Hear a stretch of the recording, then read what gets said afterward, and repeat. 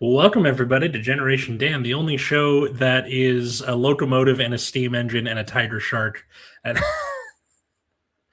and a horse. I'm Matt Lisnovak. I'm your millennial. Who else is here with me? I'm Dino the Genetic Marvel, and my favorite thing was a wooden circle with a stick, and we'd run down the street. No, it's fine. There's a certain amount of information that you will steal from the universe before puberty. And this structures your entire personality eventually, right? And then puberty happens and everything goes to shit for like 10 years. Yeah, well, because when you get to puberty, all of a sudden you start caring about what your peers think of you. So, like, an interest that you have,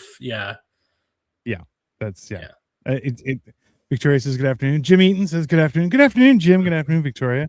Joey says, do not forget to subscribe to Next at Night, the trading card channel. That's right. Fuck you, Joey. Wait, where is he? I can't see him in the comments. I don't see.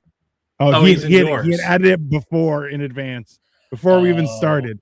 But on that note, you can send us money. You can subscribe to all of our channels. You should do all that stuff, everybody. We should probably start a Patreon or something if we're going to be doing this kind of thing. Why not? Listen, realistically, I've been thinking about that anyways.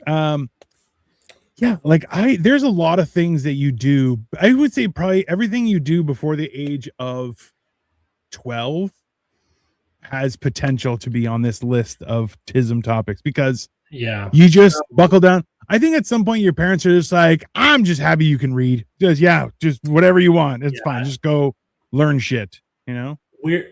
The title of this episode comes from my lovely wife, Katie, and it's one of those things where, as we're doing this, I really wish Nina Dicker was here. She would be perfect for this. We should have asked Nina.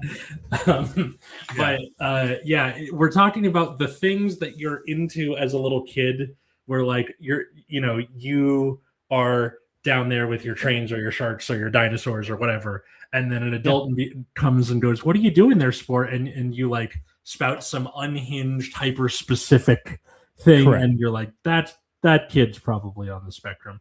They're not. But it's a little weird to see a 5-year-old be like, the funnel web spider can kill you with one bite in 20 minutes as the venom.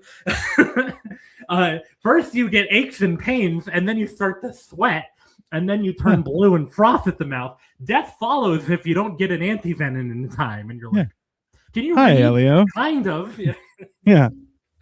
Only with my mind. April 14th is my 65th birthday. I will be at the dime. April 14th, that's also the day that LAUSD is doing the teachers' strike. So fun. Then it's a perfect day for you to go have shenanigans. It's only reasonable. Jim. Go say hi to Jim. Yeah, well, listen, come on. If anyone knows how to have shenanigans, it's Jim. That's only fair. How is my day going? Our days are going great. We're talking about what's your Tism topic, everyone? So feel free to chime in. What is it? You know what is that topic when someone brings up in public and acts like they know shit, that you're like, I'm gonna school you so hard, and you just like out of nowhere, like a thief in the night, destroy their entire either that, or it's the thing that your kid is way too into. Now, we don't mean like an animal. Like, we've talked about this on the show before, where it's like, oh, you get associated with an animal, and then if your relatives don't know what to get you for a gift, they get you something with that animal. Yep. Wiener dogs. Katie has hippos. My sister has horses. That kind of thing. We don't wild information. Do you know hippos are only like 10% body fat, The rest of it, just massive amounts of muscle and spite. Dogs. I know a lot of people who know too much about dogs, and it always weirds me out. That's So I guess I'll start us off here. So my first fandom, like the very first thing I remember being a fan of, was Thomas the Tank Engine and trains in general, but Thomas the Tank Engine, because we had a little like set where it was the wooden tracks and you stick them together, and the trains had magnets where you could stick all the little like the caboose and all that stuff into whatever train you wanted. And I didn't know when I was 3 years old watching this that it was either the drummer from the Beatles or George Carlin narrating. Like, I didn't know who these people were. Yeah. Trains get associated with autistic people now. Here. Oh no, she's See, but everyone, listen, this is the thing, is what people don't understand. And I try and encourage people, when you've seen neck hurt, that's funny. Yeah, when they say they know everyone, that's also, some. Oh, this person's getting weird. Do you go? No, why would anyone do that, weirdo? Delete their ass. There you go. Time out. Time out for your inappropriate shenanigans. We're asking people what are their Tism topics. Yeah. So this is the thing. I grew up in a machine shop. So big machines, always I see them and I'm like, oh, like the dump truck. Yeah. Right? The kid has the dump truck or the fucking like drills and that kind of thing. Oh yeah. So like moving parts and stuff like that have always been, and also like if you take me to like a construction zone or anything, I just start looking at big stuff and I'm like, how does it work? I want to see it. And they're like, oh, this separates steel from matter. And I'm like, turn it on.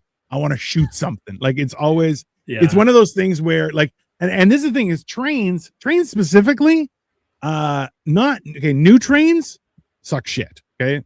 And that's a direct dig on the coolness of old trains, and the new ones who look sleek, they suck. Okay. I don't know. A bullet train looks pretty fucking cool. Like a bullet train is a whole other universe. Let's just start there. Okay.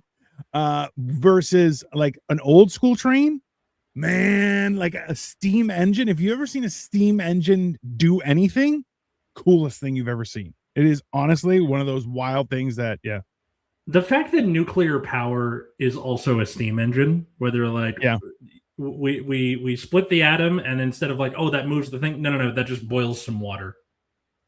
Yeah. And then turns it to water. And everything else. So someone keeps on spamming the chat with ridiculousness, but hey, you know what?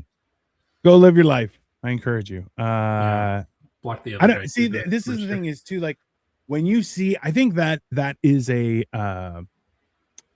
like I knew guys that ran massive machinery. I knew one guy. It was his uncle-in-law was one of the only guys that could run the snow removal machine, which is like, it's basically like 4 tanks. It's humongous, but essentially it sucks it in, turns it, and just melts everything and turns into water and spews it out down the sewer.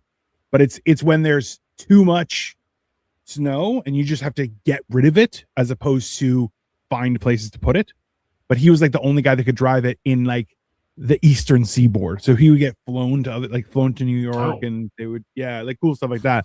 But also like he was like, we need you to remove mass amounts of snow. That sounds like such a fun job, depending on really absolutely. The funniest part was he was like 2 feet tall, maybe 120 pounds soaking wet, and had glasses that rivaled the bottom of a Coke bottle.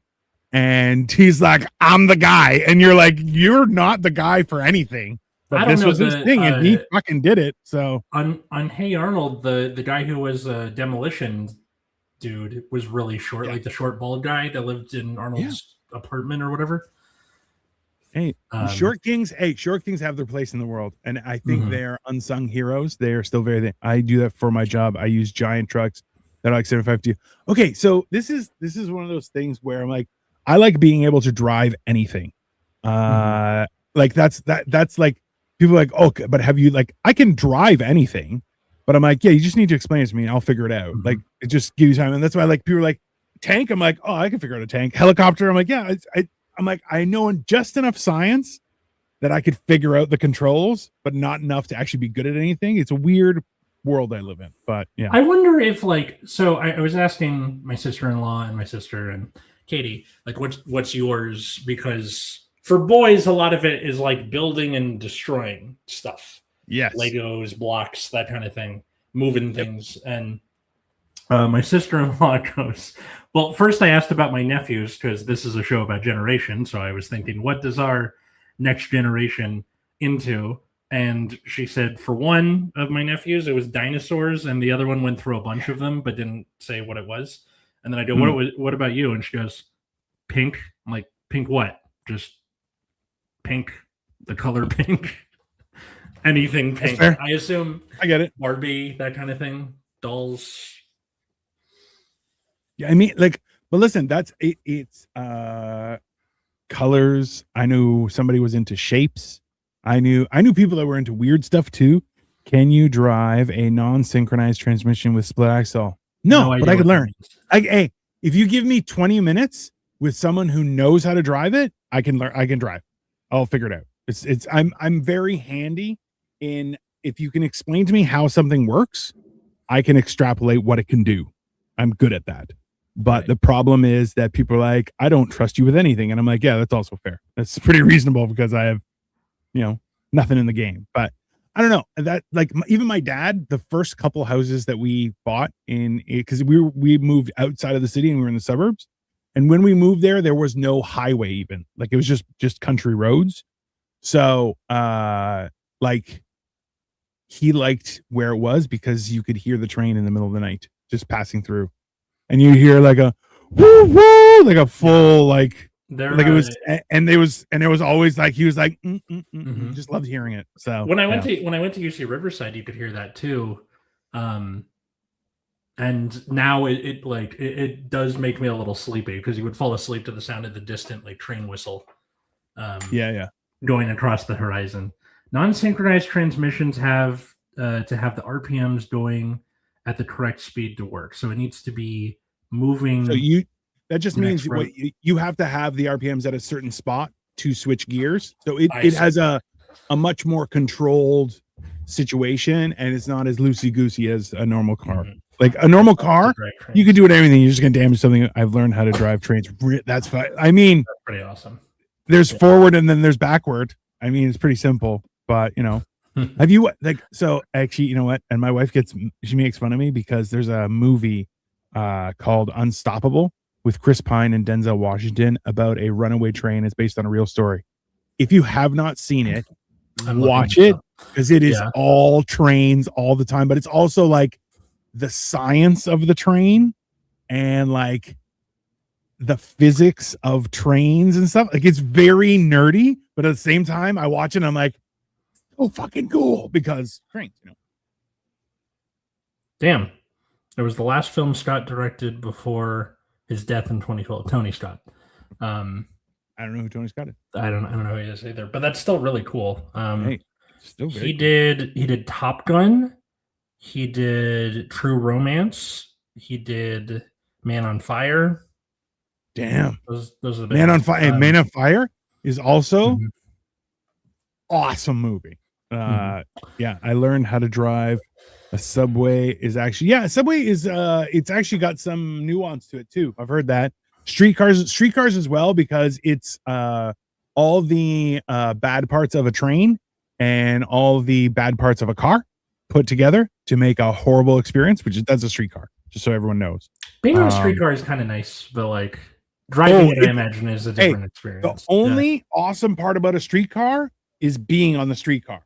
It's so cool. Everything else related to it sucks dog shit. That's just my mechanic is at the end of the block from me, and about once a year, you know how like your mechanic will be like, okay, we're just gonna park the cars where they fit. So they have like their little parking lot, and it sort of spills out wherever they have it.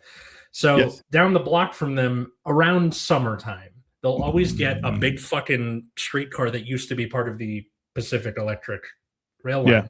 And it turns out it belongs to this rich guy who bought one just for funsies. And whenever they like a play will put on like Streetcar Named Desire or Waiting for Godot or something, they rent it from him. So this mechanic makes sure it's working, like so you can drive. See, also cool. At the same time, if you had that money enough to buy it, you would have money enough to make a train track going around the perimeter of your property, and every once in a while just go around, have your cup of coffee, driving around looking at people. It's my streetcar. You ain't got the fare for it, sons of bitches. It's like it's like that episode of Bob's Burgers where they go to the little Christmas village and they're riding the train around the perimeter and like doing the tricks. It's a more modern one. It's very fun. Yeah. So trains were a big one. The funnel web spider quote that I said at the beginning, that was almost word for word from this little book that I had about like the world's most dangerous and poisonous animals. So it's got like the tiger shark in there, that spider, and all that stuff. And there's something when you're a little kid about learning about gruesome death that is interesting. Yeah.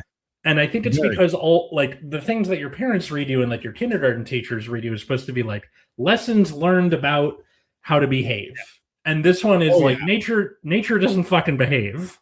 Yeah, and nature's not. I mean, you know what? I'll be honest with you. That's a great book. That's the kid's book you should write. Is Nature Doesn't Behave? Just right there. Nature Doesn't Behave, and go from there. Hey, anyone who copies that trademark, that's ours. You can't do it. Just an FYI. I wonder if I can go find it again because I had one of those, and I had a picture book called Great White Shark, Ruler of the Sea that came with an audiobook. Although I lost the audiobook almost immediately. And also when that it shows false, but yeah. and it shows like a great white shark over the course of their life from when they're born to like when they have, make new sharks.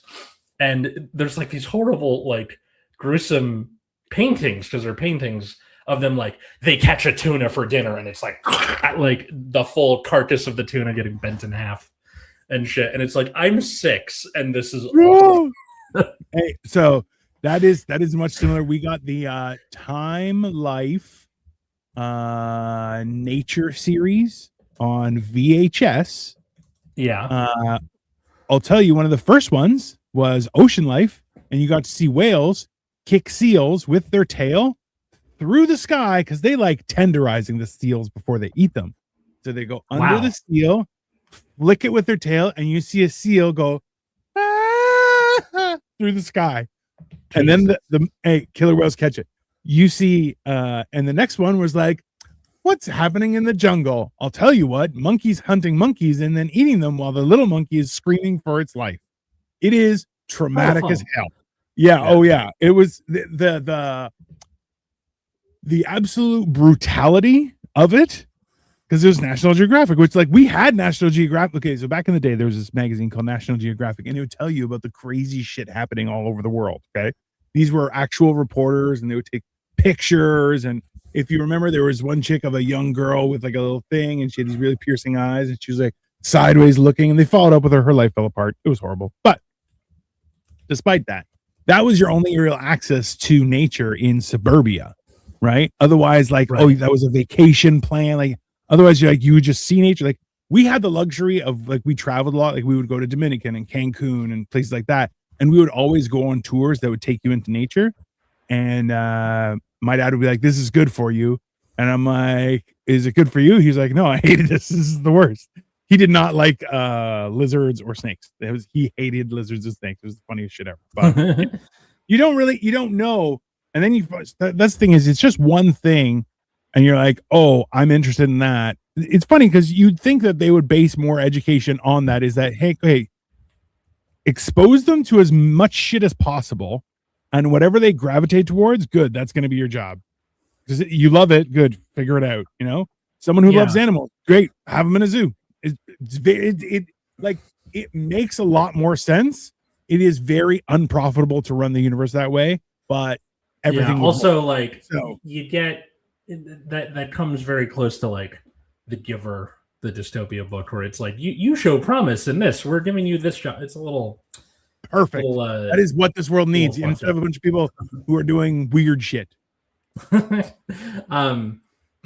but like my younger nephew, he's really good at like taking care of people and animals. Like anytime he comes over, he's like, "Can I feed Pumpkin?" Or they have a dog and 2 cats, and he's like the one taking care of them a bunch, and they're like, "Oh, he's going to be a vet when he gets older," and maybe that's not a vet is not the job you want to love animals. I'll tell you that because you don't see the good stuff, you see the horrid stuff. It's not. Don't be a vet. Be I don't know if you like animals. Be like a horse trainer or breeder or something like that. That'd be worthwhile. Because I'll tell you, that's the other thing is that doing what you love seldom is profitable, right?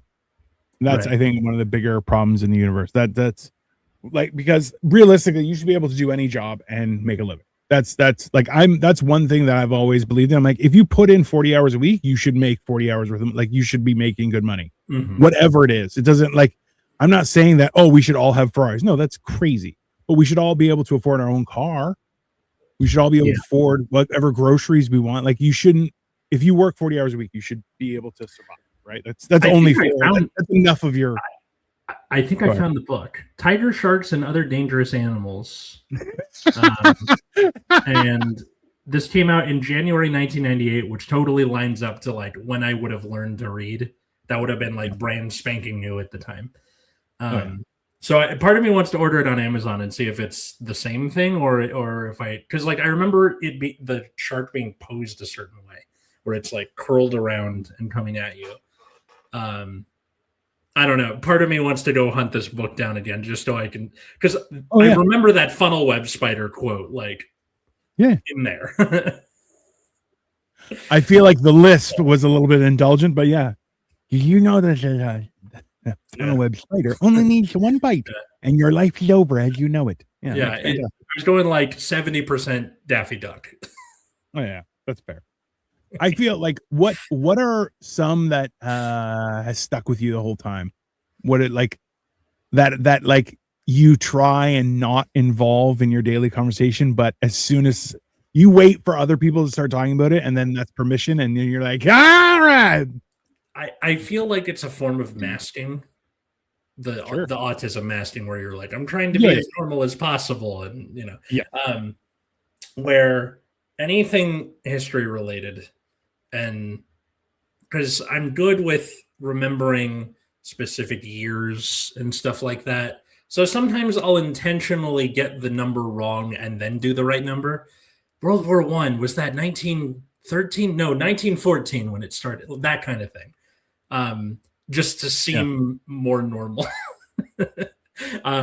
But yeah, history as I've gotten older, like I'm reading a lot about the Renaissance and specifically like paper, how like going from papyrus to like the sheets of like lambskin was in a lot of Europe. So books were really, really rare. I believe if you look it up, it's called vellum. Maybe you should read a book there. And then they, in like the 1400s, they came up with like sort of paper as we know it, where it was like old fabric or parchment. Parchment. And it wasn't really that popular for a long time until we got the printing press, and they're like, oh, we can pump out the ink really fast. We got to put it on some stuff. Like, well, I think what a lot of people don't realize was that the majority of so there's twofold. Is the reason why most of written history books are somehow religious is because the only people who could afford to have 70 people duplicating by hand was church, right? To do it by your own person was that's why it was usually a memoir that somebody wrote, or poems that someone like, I wrote this is my journal that I wrote, and someone else has taken it and then proceeded to mass produce it. Like that's why like it wasn't a thing. Like there was remember there's entire tribes of Israel that were just scribes. Like that was their entire, all men, women, children, babies learn how to copy whatever that fucker did and do it exactly the same. Otherwise you get the lash. Like, and like in like Italy in the like early 1500s, you had like Florence, Venice, like the big trading cities had like a 90% male literacy rate because so much commerce was going through those cities that it's like, you need to learn how to read a fucking ledger. Asshole. So like that's how they become literate, is for business. 100%. And then you get people like the various artists and Machiavelli and Dante and all them, like who you know do something different out of it. And like that's the thing, is there's a lot of information that has been not, I don't want to say abandoned, but lost to the annals of time just because, well, you couldn't afford to write it down, right? Like that was, people chiseled stuff in things because, hey, you know what? I can't write a million of things, but I can make it so nobody can change it on this fucking rock, and you can come see my rock and you can figure out all this shit that I did, right? Like, it's very weird when you get into history and how, like, and even I think about it, like, being able to broadcast on TV was such a massive undertaking.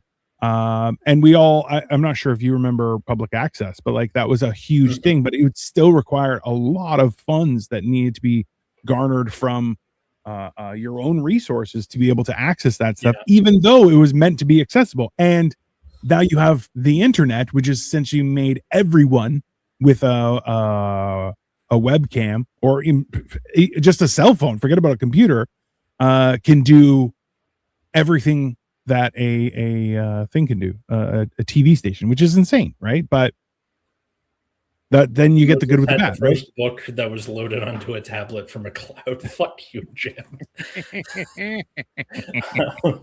And the old jokes are always good. Yeah, no, Jim's got jokes. But do you see how like we went down that rabbit hole completely, and we're talking about paper? Who the fuck cares about paper? Tism topic.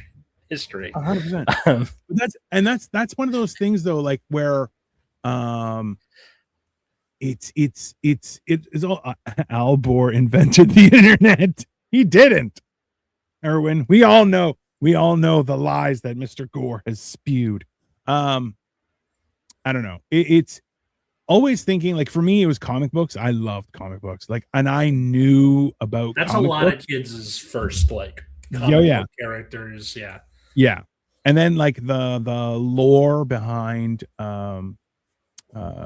G.I. Joe and Thundercats, Silverhawks, Transformers, all that kind of stuff. Which, those 80s TV shows. I had that same relationship, but with Avatar. Thankfully, some of those things have just disappeared in my life. I never have to worry about them ever again. They don't loom ever continuously in my forefront of my thoughts, but whatever. That's one of the things I love about Gen X and millennials is that we kind of kept our childhoods when it comes to just our aesthetic and the things we enjoy. Because I remember being a kid and asking my parents, what were you into when you were a kid? And the house didn't look like somebody who enjoyed those things at some point. And they were like, my dad being like Marvel comics, and my mom, I don't know about my mom, actually. I need to ask her. I'm having lunch with her on Monday. I'll get back to you guys on that. But it just kind of didn't show up in their taste. And then here I am in my 30s, and our living room has we have this one corner that's like the nerd corner. So Pokemon figures, a couple of Katie's Barbies, a VHS copy of American Graffiti that one of my film study students gave me for some reason. It's very nice. Sure, why not? And like that's just there as part of the decoration, even though Pokemon was very much a big part of my childhood, and it's been around long enough where millennials are teaching their kids about the same fandom, which is very funny to me. I feel like that's a more new concept because things come and go. And it's like this generation likes this generation likes this. Pokemon has been around for so long that millennials kids are now into Pokemon. That's nuts. I have a funny, I guess correlative thought is that like back in the day, you would see your parental figure would be doing their job day in, day out.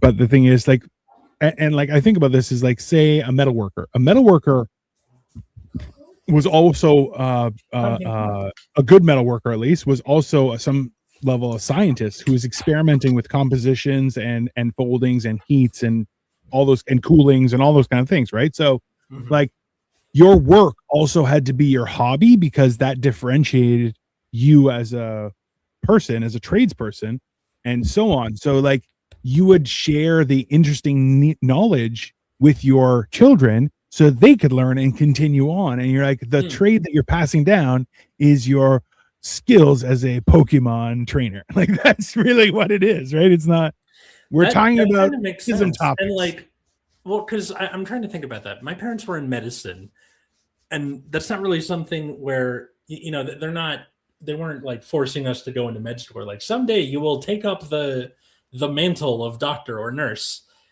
They did teach me a lot of like just the way the human body works when it comes to like, little childhood injuries and stuff, which have helped me navigate the medical system very well. And then, like, let's be honest, that's knowledge that they were privy to because of their existence and that what focused on their whole life, right? So it's like, even regardless of what your profession is, you've still benefited from their knowledge of their due to their existence, right? Pokemon cards market is oversaturated with fake cards. I believe it. I never collected Pokemon cards because I was more of the figures. I played the games and I had the figures, and I didn't do the cards really. And or like, for example, I know that between Tylenol and Advil, or ibuprofen and acetaminophen, those are the generics, that one is hard on the liver and the other's hard on the kidneys. And like, if you have this or that, like, I probably wouldn't have known that unless I had a liver or kidney thing. But I remember being a kid and being like, can I have more Advil when I'm, a really bad headache or something? My mom's like, you can't, this is the most you can have in a day. We can do Tylenol because it's affecting a different organ. Right. And like, that was just part of the knowledge that they're passing down. Yeah. Which but it helps you understand. I know how the human body works. I eat and I poop. See, this is the question though. If you stop pooping, what happens? Also, what if you stop eating and then keep on pooping? What do you do? That's interesting knowledge, right? Because I'll tell you that it's called colonoscopy prep. Listen, someone who fasts regularly, I will not eat and continue to poop for like 2 days. So trust me. There's a backlog that understanding how your body works. Literally, I'm sure. Pun intended. Yeah. I remember being interested in the human body mostly because of the Magic School Bus. Like the episodes where they're like, we're going to shrink down and go into somebody's body. Urethra. It was what? No, it was like their digestive system or something, which is really weird. Because they ends up at the urethra. Yeah. They start like in the esophagus and they go pretty deep into the large intestine, and they're like, why is it getting drier? And like you can see poop on the walls, and they're like, we should stop. And I'm like, yeah, we should. Yeah, this is where it ends, everyone. Ask your parents for more details. Yeah, seatbelts, everyone. We're going to Arnold's asshole. Or I think it was Ralphie. I can't remember which kid they went into.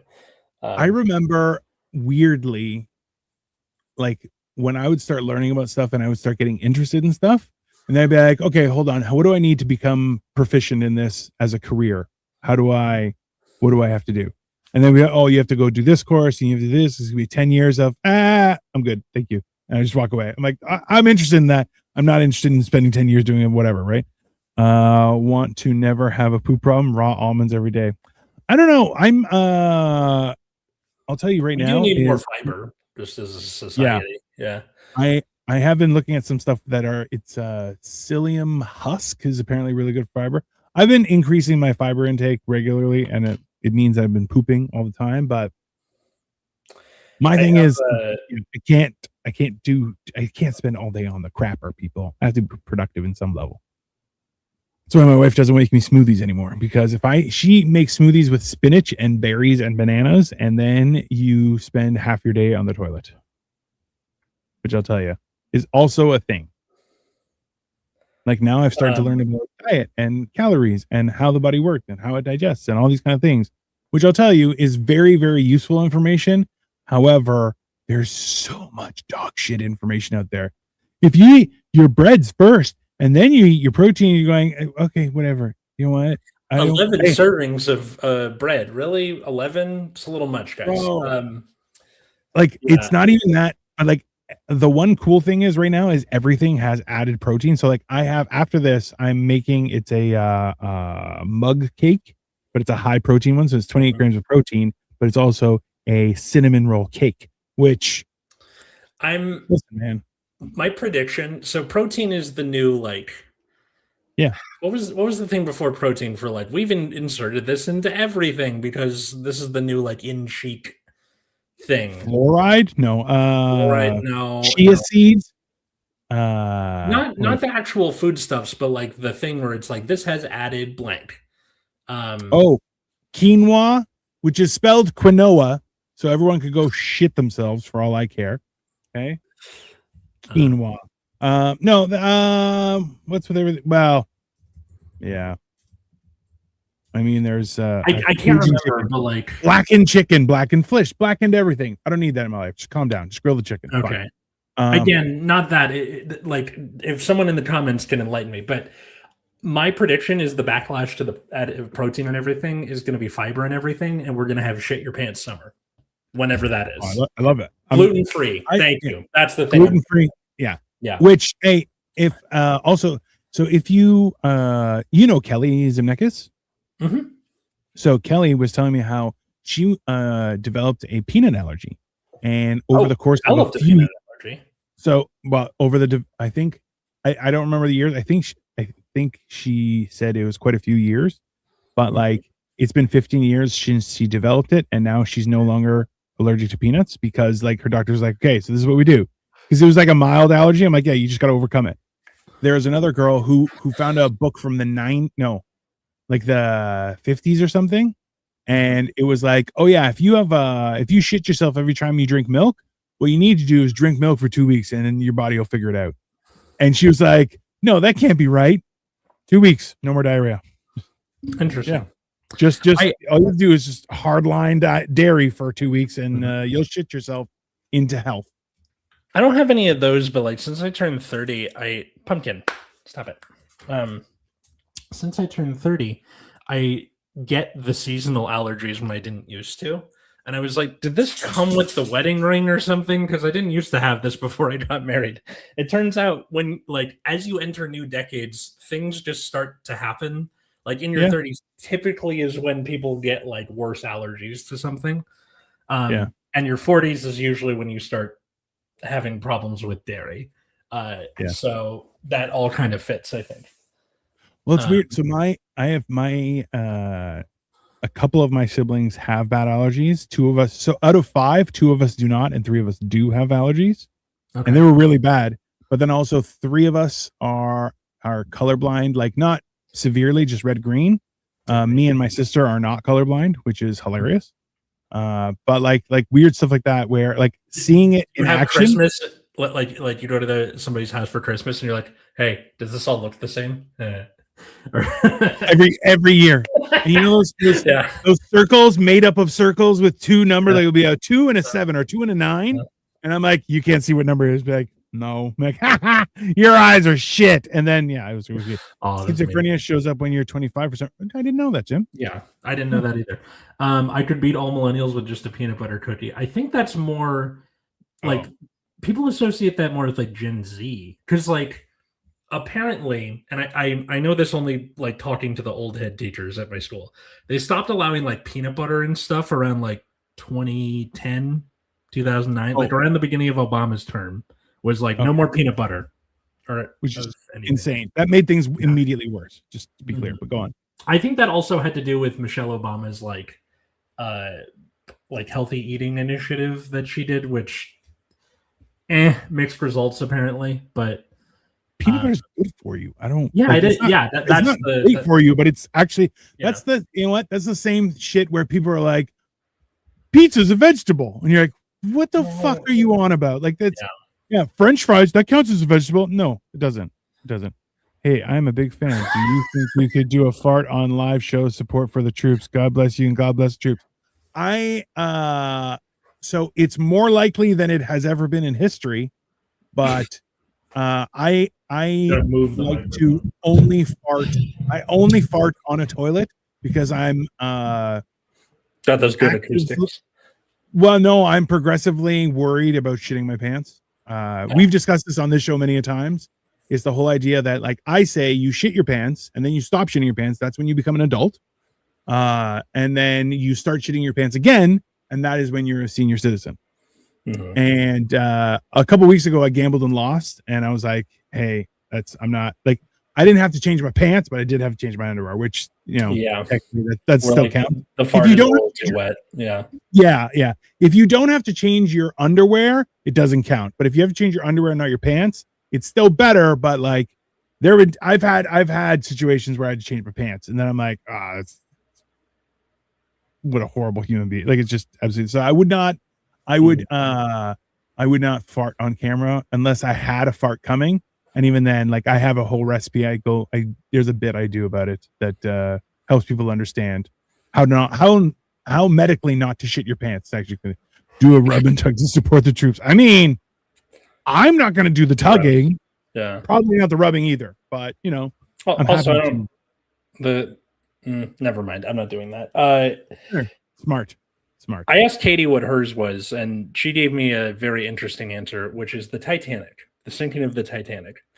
That checks out. I get that. Yeah, and she goes, when I was 6, I could do like an 8th grade level report on the sinking of the Titanic, like the timeline of how everything happened. Important people who were on the boat, John Jacob Astor, all those folks, and like. What about the last minute replacement of the Titanic with another boat just for the insurance claim? Or the drunk guy who like stepped off the back, like he was one of the last people off the boat. Was he got wasted on all the kitchen cooking sherry, and then as the stern was sinking, he just kind of casually steps off into the water, and because of all of the alcohol he drank, it kept him alive long enough to be rescued. I love that for him. That's fantastic because it constricts your blood vessels. Toronto is the capital of rub and tugs. I've heard that. Never been to a rub and tug in Toronto. I don't know. When debt to ratio gets to 150, I'm bailing off this Titanic. Bro. That's a real thing. Yeah, we're all North America as a whole is in that situation where we're going. We're still going. All right. Let's keep going. That's fine. Yeah. It's I'm ready to bounce, but I feel like that's another good like Tism thing that kids get into, which is like a timeline of an event. Like it's the same kind of people who get into true crime later in life, I think. Yeah. Because it's like, here's where the murderer was with this thing. Yeah, and then you're like, what shall I discover with my magical brain? Yeah. Like, also, I was in grade 6, 7, where a close friend of mine, Bill Lang, I've known him since grade 6. I think it was grade 7. He got deep into JFK. So that was let me see. That's another great one, JFK assassination. The Magic Ludi. JFK movie was 1991. Yeah. So that's right in line because it was 92 was grade 7. He did so many presentations about JFK, like back and to the left, back and to the left. Like there was so much detail. We would go to his house and just watch that stuff. Any interest in the Artemis launch on Wednesday? I'm very interested. Not really in my case. I don't really care. Come here. Hey, just so you know, that's called autism masking because space travel is 100% of his life. The only reason he doesn't want to is because of his radical views on politics. That's why. He's like, I don't want to do anything about it, which is like, who cares, man? It's space. I was more an ocean kid than a space kid, right? There's space, the ocean, the jungle, like certain things that you get obsessed with. The Serengeti / like just, jaguars and big cats and I've never been interested in the jungle. I like forest. Ocean scares me a lot. Mm-hmm. The ocean. I remember learning about the coelacanth when I was a kid, and I was like, "What the fuck is that?" Which was the coelacanth? Coelacanth is the big fucking fish that we thought was extinct until like the 20th century. Like it was, I believe, like bones were discovered in the 1800s, and then we discovered an alive one later. Coelacanth. Yeah, coelacanth. Coelicanth. Oh no, they're not coelacanth, coelacanth. It's the coelacanth, but pronounced like an Australian. Coelacanth. Yeah. Yeah. That's a huge ass fish, bro. Yeah. So let's see. We discovered it in the 19th century. Were believed to have been extinct at the end of the Cretaceous period. That's another one. Like I mentioned dinosaurs before, but like the different period, Triassic, Jurassic, whatever. And then there's too many names. When there were no people. Okay, no Starbucks. Yeah. Pre-Starbucks, post-Starbucks. That's fair. Yeah. And then in 1938, we discovered a live one off of South Africa. So for almost 100 years, you're like, this is an ancient being. Oh my God, they're still alive. Like, that's crazy. That's got to feel weird. Oh yeah. Spartacus 555. Anyone ever notice we are not on the same planet anymore ever since CERN played with? Oh yeah, no, 100%. We've done episodes on Mandela effect, like how there's more and more and more and more and more and more and more, and like they get weirder. And it's very much like I don't remember that way. And like down to the monocle on the Monopoly guy, which is it's very, they're like, no, monocle was on Mr. Peanut. And you're going, okay. Like I see it kind of, but not. Like there's a lot of weird stuff happening. There's no question. Fish are gross, looking at us with those dead soulless eyes. We did an episode on Mandela effects a few weeks ago. Look for the thumbnail on YouTube where it's like Pikachu with and without the black spot and Curious George with and without the tail. Yeah, that's us. Yeah. This is the thing, is the problem. See, I don't mind anything about the forest and the jungle, not my forte, but I was mostly fat for most of my life. So I'm like, where it's too hot, yeah, no thanks, I'm not going there. Whereas forests are never hot. They're a perfect temperature all the time, all year round. The canopy keeps the sun off. I feel like if there's snow, that insulates you. The forest is the perfect place, just so everyone knows. Now I'm just thinking of the Pine Barrens episode of The Sopranos. Yeah, still my favorite. Is that where they kill the interior decorator? Yeah, like they kill him, or like they think he's dead. They go to dump his body, and then he wakes up and like hits one of them and runs away. And they're like, and then they're stuck there for the rest of the episode. Is they're trying to? He killed 16 Slovakians. Yeah. He was an interior decorator. His place looked like shit, which is the funniest shit. Climate change is a hoax. That's the problem. It's not. Climate change isn't the hoax. It's the fact that all the information isn't being exposed, and also human interaction with the climate is we're only taking information from while there's been humans, which is insane because humans are this much of history. So the climate changes regardless of our interaction with it or not. And whether the earth will heal or not, still to be seen. It is very much no. I like this topic. Not between you and I mean you and the commenter. Yeah. But that's why it's not. Hey, trust me, nothing makes sense. Everything is weird. Whatever you think is true is probably true, except for flat earthers. They were never right. The best part about conspiracy theories. But like this is the thing is the learning about science and stuff, I think, was also fun. But it was like, okay, well, if I'm a scientist, can I make money? Like that was my thing. Hold on. Can I be rich if I do science? And they're like, not really. And I'm like, oh, then why would I do science? They're like, well, there's a need for it. I'm like, get fucked. I loved science until I found out math was involved, and then I'm like, nope, not my thing anymore. I'll just analyze books. Like, well, can you imagine doing science in the time of people where you're like, we found this stuff, we don't know what it does, you just got to test it. That way, you're a scientist now. Like, whereas now it's like, oh, we know exactly what this does, and in 70 years it's going to kill you, but we need you to paint it onto these little numbers. And you're like, oh, okay, that sounds good. Nope. Yeah, or a bunch of ladies that are angry about that. Or Francis Bacon going out in the snow and putting snow on a chicken because he's like, if we freeze it, this will preserve it. And he was right. And then he died of pneumonia. So it's like, okay, good job, Francis Bacon. You're dead now. Like, no, it is. You mean trust the science? Listen, that's the problem is you have to figure that out, right? Like that's why it's so important. Like the biggest attack on right now is the attack on common sense and critical thinking, right? Which is one of those things that I'm hoping is coming back. I'm hoping it's cyclical and it comes back eventually. Yeah, and like it should, but that also goes with the whole like anti-intellectualism stuff that is rather prevalent in the internet age. If someone can get rich by convincing people to buy bottled water, you can believe that. Yeah, that's true. Oh, but the bottled water. So I live in Ontario, Canada, everyone. which if you look up Nestle water bottling plant in, I believe it's in Elora. They're the fucking worst. Yeah.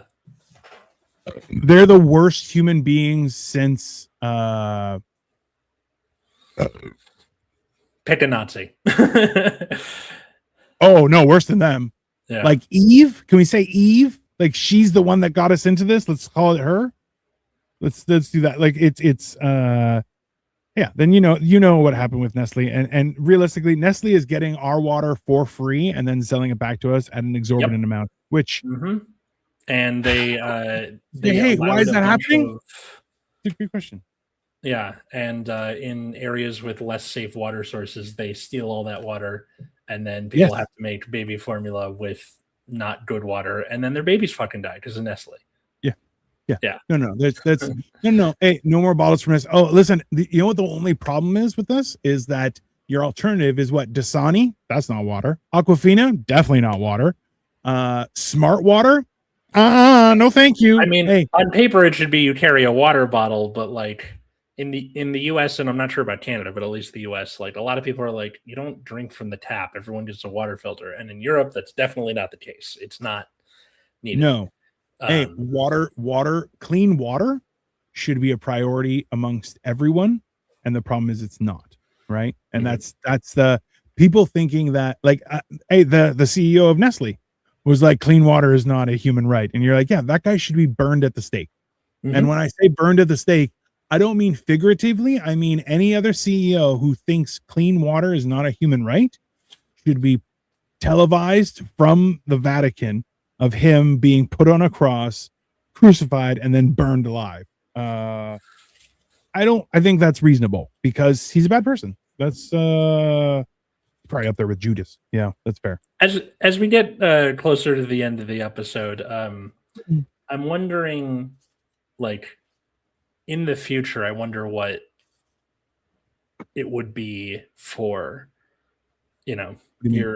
your Gen Z and Gen Alpha kids, because like the oldest Gen Alpha kids are in like middle school right now.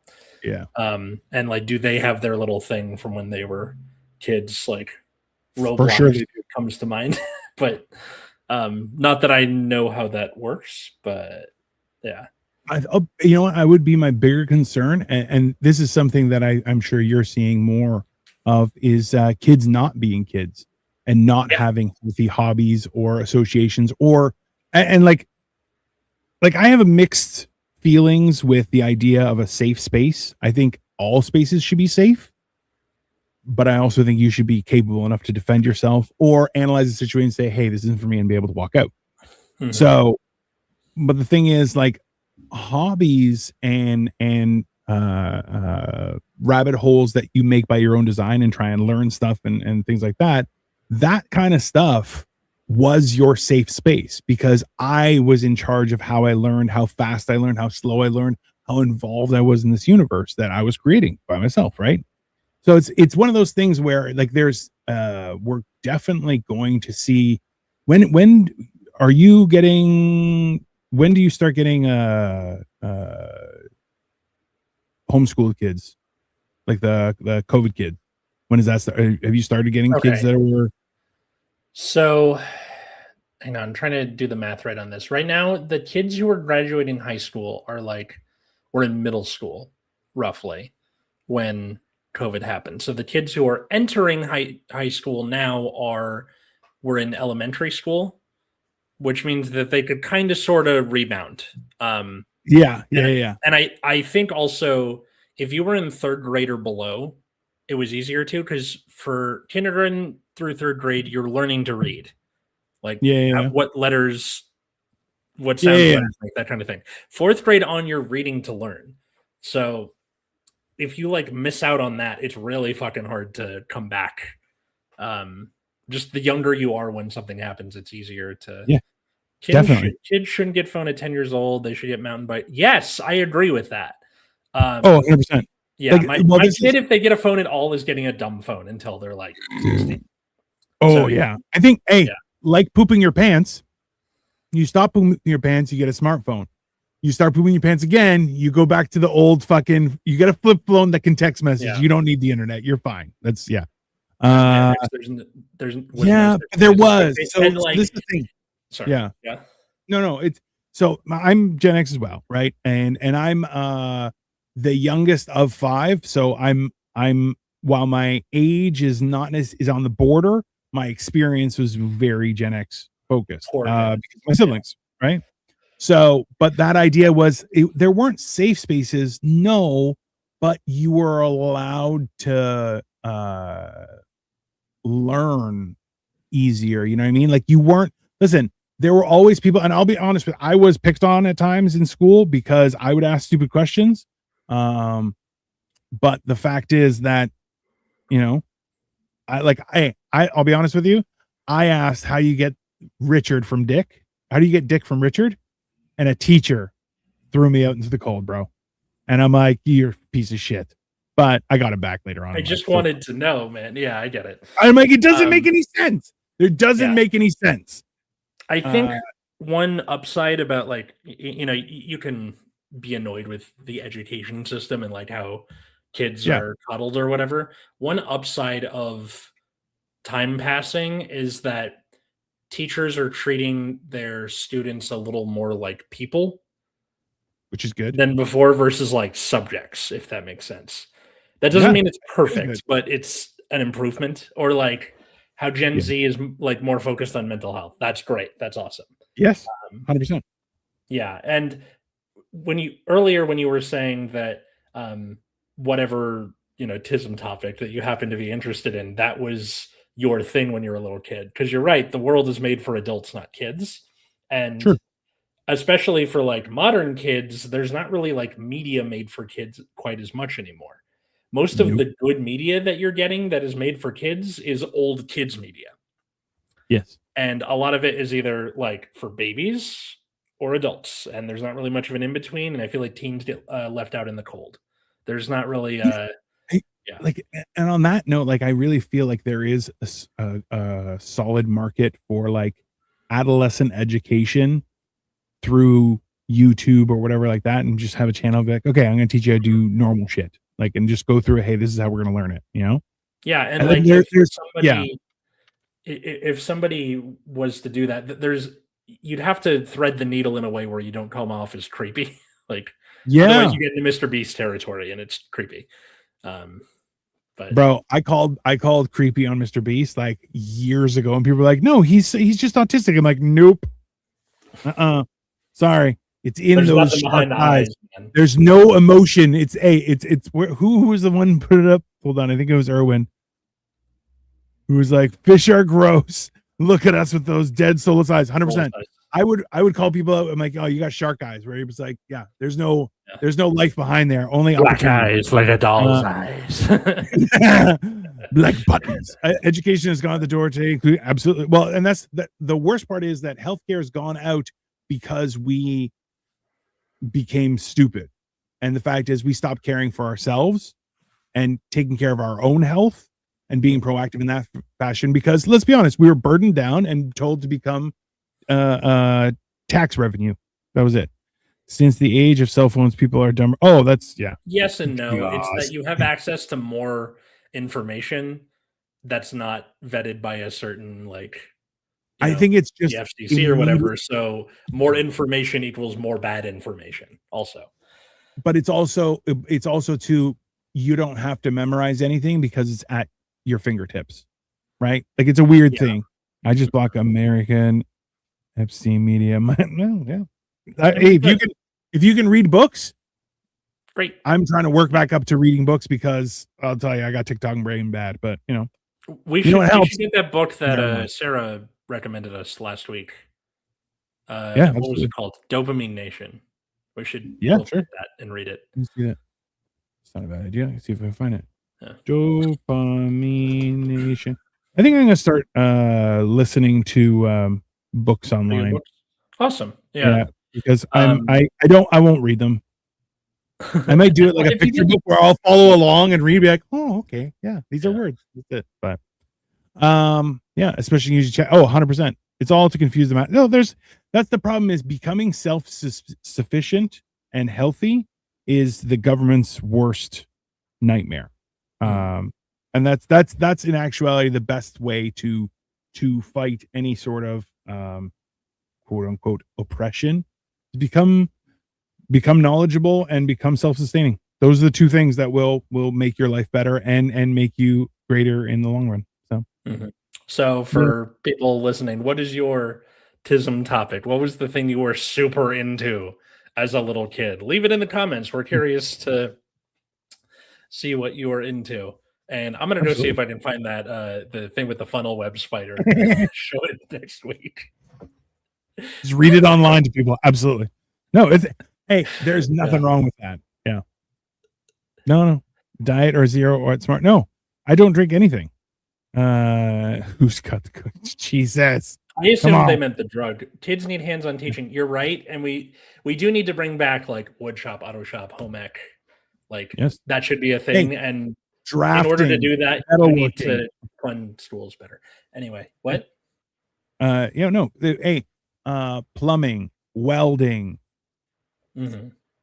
construction. Like, in all honesty, I think that every school, anytime something breaks, there should be a team on site of students learning to fix it and learning how to do it to maintain the school itself. It's a whole thing in Japan where all the students use the last 10 minutes of their day to clean up their workspace. They don't have janitors. It's all done by the students. You're like, that's how it should be. What's it called? Like more rural schools will still have like auto shop and stuff like that because a lot of job opportunities is like blue collar work. So for example, at my school, the seniors, most of them are done with their high school credits except for English. So they have nothing to do for half of the day. And at more rural schools, like they give like here the back half of the day, go work on your parents' farm or whatever. Yeah. And that's fine. At my school, there's nothing for them to do, and we can't let them go because this is LA. So they're just bumming around being assholes. Like we gotta give them something to do. Boy Scouts were good for that. That's true. Hey, 100%. Boy Scouts were good until they weren't. Also a problem, right? Yeah. And once again, Katie and I saw the Beetlejuice musical, and like the Act 2 opener, which is always like stupid, is this Girl Scout going to sell cookies at the house that Beetlejuice has now taken over with Lydia. So she's like, I'm going to sell some cookies, and then he scares the shit out of her and she runs screaming. Like that's the opening song. It's great. Absolutely. It's fantastic. I actually like you guys. I hope your channel crushes it. You're good sports. Yes. Hey, please. Smarty Jones. That's all we're trying to do. Yeah. Thank you, Smarty Jones. Please leave a comment or leave a like or subscribe to Generation Dan. You can follow at which one is Dino? Look at the names. Here, quick reveal. There you go. There you go. So you can follow us at Generation Dan wherever fine social medias are found. New episodes of our show are every Friday on whatever podcast app that you have. Our last episode was about Gen Z and dressing for work with Sarah's still here, also known as Sarah, the rabid corporate shill, which is like Dino's Wario, I guess. That makes complete sense. Absolutely. Yeah. You can also follow me at Atlas Novak wherever those fine social medias are found, like TikTok. I mostly do sketches about what it is to be a teacher, but it's spring break, so I'm probably going to do other shit for a week. So cool. Or follow my other show at Nexus at Night on YouTube, Fridays at 7 p.m. You too, sir. There you go. Dino, your cupboard is over. No, I'm Dino. I don't have a cupboard behind it. Those are his cupboards. That's Atlas. Yeah. Also, that's part of the aesthetic. Yeah, exactly. It's called being open and untethered. I am Dino the Genetic Marvel. I do mostly food stuff and just adventures and random experiences that I'm having throughout the world. We do a lot of political stuff. Who is it? Smarty Jones. You'll probably like some of our other shows. I do morning motivation rant on Mondays and on Thursdays, usually at 10:30 a.m. Then we do a motherfucking Mondays on Upside Down Studios. Also, it's a little more aggressive of a crowd on Upside Down Studios, but you will be entertained. So come check that out. That's motherfucking Mondays. Then we have movie night. We're doing we did Missing in Action last week for Chuck Norris. So we're doing Missing in Action 2 tomorrow night. And then we have a mental health episode, which is all dudes talking about mental health stuff. So I'm 58, look 45, and love life. Always did. As you should. I'm 45 and look like I'm 900. That's okay. Atlas, are you from LA or just like the hat? Oh, no. I'm Dino. I lost a bet. That's why I'm wearing the LA hat. He's Atlas. He's in LA. I'm in Toronto. RIP Chuck Norris. I'm sarcastic, bright, suburban Philly kid. Okay. Hey. Yeah. That's all right. No worries. Right, everyone. Enjoy the rest of your day. We're going to bounce and I'll be back tomorrow. I'll see you guys then. Later. Bye.